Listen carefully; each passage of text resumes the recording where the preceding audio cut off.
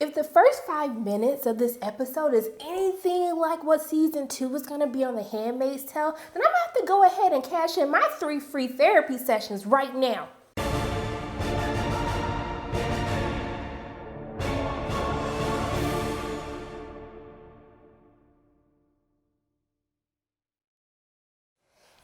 It's Sharonda from Pay or Wait, and today I'm going to be reviewing The Handmaid's Tale Season 2, Episode 1, June.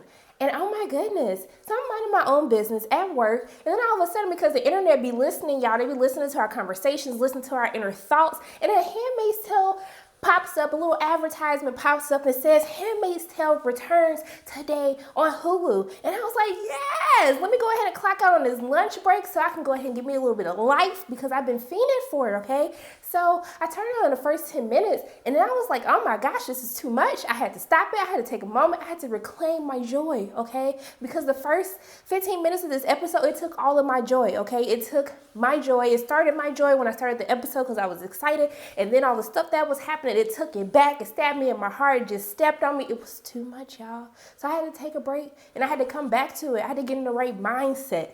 So the beginning of the episode picks up where the season 1 finale left off, where Alfred is just taken out of the house all of a sudden. And basically, she's riding a truck, then the truck stops, and then she sees, like, you hear all this chaos going on outside. You see all of the handmaids have been gathered up. They put a little mask on their faces. They zip tie their hands together. So I'm like, oh my goodness. Aunt Lydia told y'all it was going to be some consequences. And the consequences are from when Alfred basically said that she wasn't going to stone Jeannie. Remember, Jeannie tried to take the child, tried to harm the child, jump off the bridge. And the punishment for that was to be stoned to death. And the handmaids, they weren't having that. They said, Janita's our friend. She's our friend. Okay? So we're not going to do it. So Miss Lydia said, Aunt Lydia, Miss Lydia, wherever her name is, she said it's going to be consequences. And child, when Alfred walked into the little stadium, they were in a baseball stadium.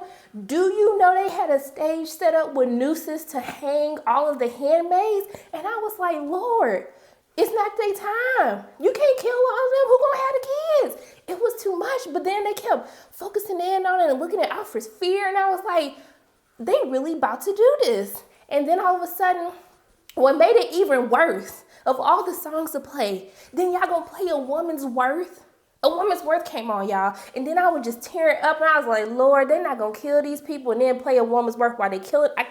No. Okay, and so then all of a sudden it gets real climactic, and then all of a sudden they pull the lever down, and then it's a false alarm, y'all. They were just trying to scare them into acting right. And Lydia said, get y'all minds right. Get it together, okay? Just get it together. And so everybody crying, I'm crying, like probably people recording this crying because it's just too much that was going on.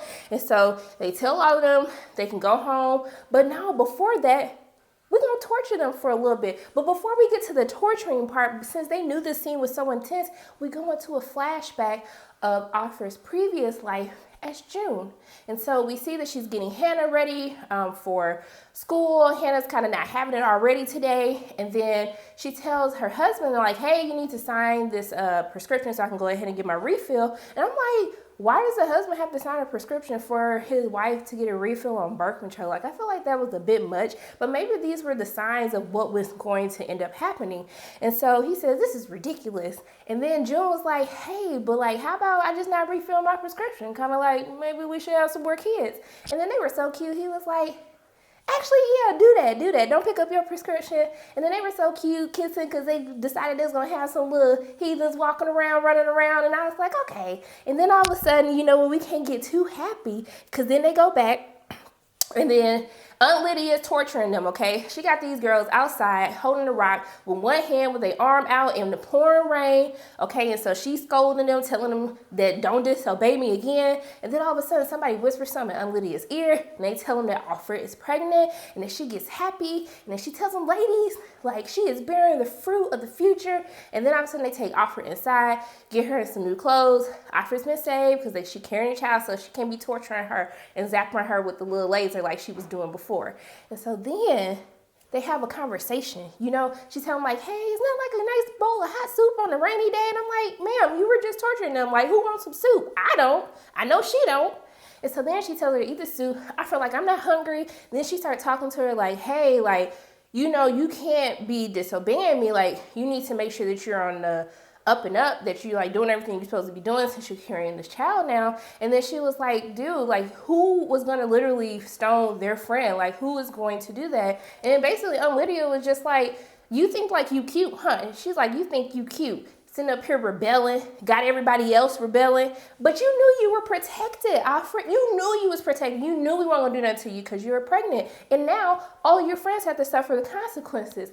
And then I was like, dang, I wasn't even thinking about it like that, but that was kind of messed up because like, yeah, once they found out you knew they weren't gonna do nothing to you.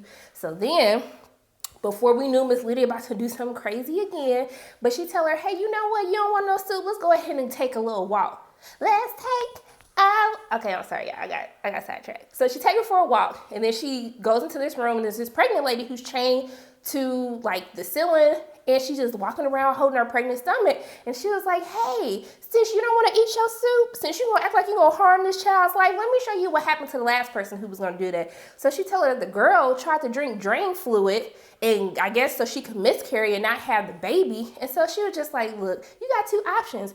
Either you're gonna act right, eat this soup, or you're going to be chained to the ceiling like this lady is right now if you don't want to, like, come correct, okay? You're going to have this kid. You're not going to harm this kid. We're going to have these babies. And so Alfred, looking like what anybody else would do, hey, you got some more soup? Like, let me go ahead and eat this soup. And so while she's eating the soup, then she brings in the other handmaids.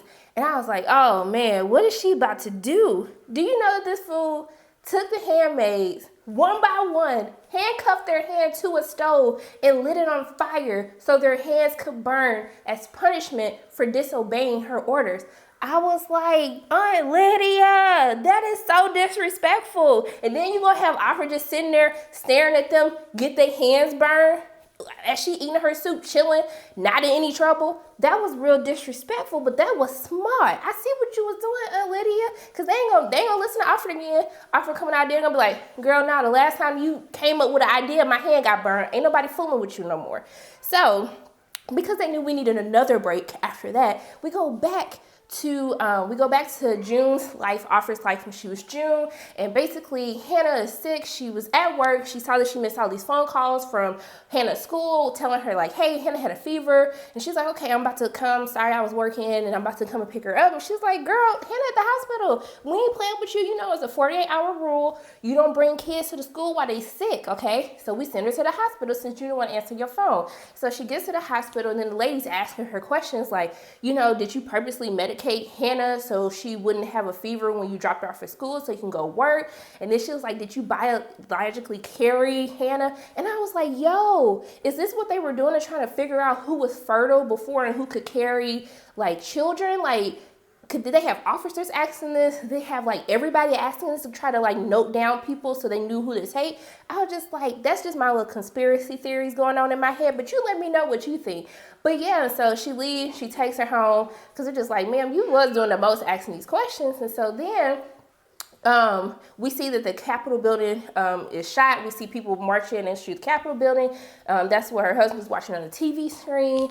And then basically it flashes back to present day. So Alfred is at the doctor's office now. Mrs. Waterford comes in and basically she threatened her like, look, I don't want no more sass from you. I don't want no extraness from you. Just carry our child and get it together. And so then she looked at her like, Serena, like, watch how you talk to me. Calm down. We wouldn't want anything to happen to the baby. And I was like, Alfred, did you not learn from all the other mess you was doing? And so then the doctor comes in, Mr. Waterford comes in, they confirm that she's pregnant. As she's getting dressed, this guy comes in and tells her, you know, gives her the little greeting that they do. And then he calls her June before he walks out of the door. So I'm like, how he know your name, Alfred? And so then she's putting her shoes on and she finds a key. Then she looks at the key, looks at all the clues, and it leads her out of the doctor's office building into a truck. So it looks like Alfred is about to escape from this horrible life that she is living. And then she ends up at this warehouse finally. And who greets her? It's her baby daddy, y'all. Nick came through. Nick trying to save Alfred, okay? So he has her burn off her clothes, cut her hair, anything that will help make her resemble like a handmaid. He has her take all of that. Then this crazy girl, she like cut her ears so she can get the tag off. It was a lot, y'all. It was a lot going on. So she cut the tag off so it looked like she's safe. I don't know if she's going to be safe.